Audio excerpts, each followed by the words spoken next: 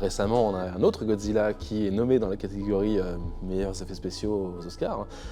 J'ai pas fait celui-là. Ah, je sais, mais ton avis sur comment les Japonais ont géré ce film-là aussi, vu d'un occidental? Le nouveau, Ouais, enfin, le nouveau, le nouveau, moi je trouve qu'il est, il est fabuleux parce que l'histoire est d'une très intéressante et c'est vrai qu'ils se sont vraiment concentrés, pas sur le spectacle, mais sur le personnage de Godzilla en fait et l'impact que ça a sur les personnages humains. Et c'est vrai que c'est ça qui rend ces films-là intéressants d'une certaine manière. Et c'est vrai que quand on a fait le Godzilla avec Gareth, on a été beaucoup critiqués parce que les gens disaient, bon, le film s'appelle Godzilla, mais Godzilla, on le voit, pas longtemps. Je sais plus, 10 minutes, ouais, 12 minutes ou quelque chose comme ça.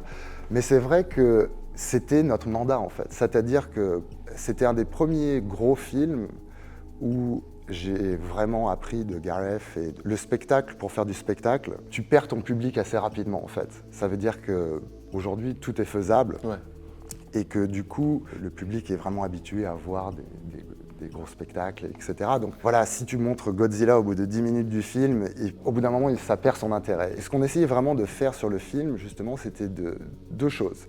C'était d'être toujours du point de vue des personnages humains, parce que c'est vrai que quand on est avec un monstre qui est la taille d'un bâtiment, si tu vois ça en tant que personne, c'est vraiment quelque chose d'impressionnant, de fantastique. Et puis la deuxième chose, c'était vraiment d'essayer de suggérer pendant le plus longtemps possible.